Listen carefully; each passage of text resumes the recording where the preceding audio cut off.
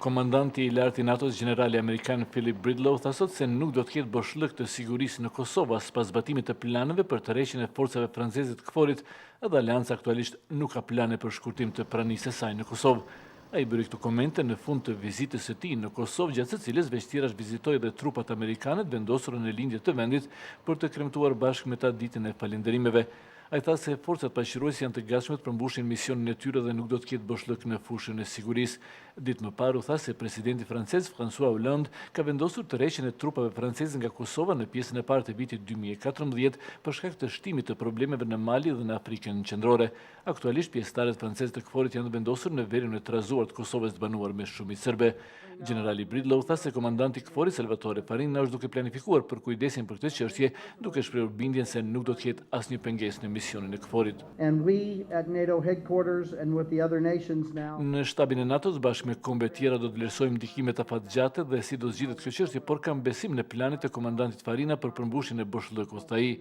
Sipas planeve franceze, disa dhjetra oficerë do të vazhdojnë të qëndrojnë në Kosovë, tha generali Bridlow, duke nënvizuar se aktualisht nuk ka plane për shkurtimet të trupave dhe synimet për një gjë të tillë do të mbështeten në kushtet në terren.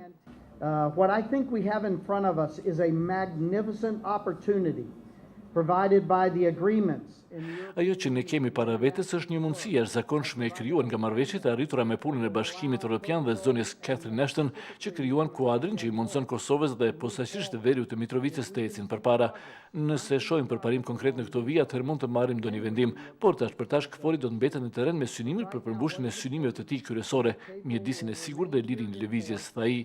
Rreth 50.000 trupa të NATO-s u vendosën në Kosovë në fund të luftës në vitin 1999, ndërsa përgjatë viteve ato u shkurtuan dhe aktualisht në terren ndodhen rreth 5.000 trupa. Shkurtimi i tyre pasoi përmirësimin e situatës së vend, por edhe forcimin e mekanizmave të brendshëm të sigurisë në Kosovë. Generali amerikan tha se në takimet me zyrtarët e Kosovës është diskutuar edhe për forcën e sigurisë, e cila mbikëqyret nga NATO-ja.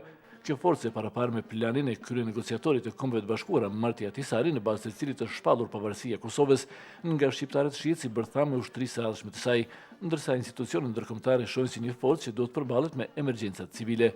Generali amerikan tha se tash për tash, kjo forcë duhet të përqendrohet në profesionalizimin e mëtejim. Për Zërin e Amerikës, Besim Abazi, Prishtinë.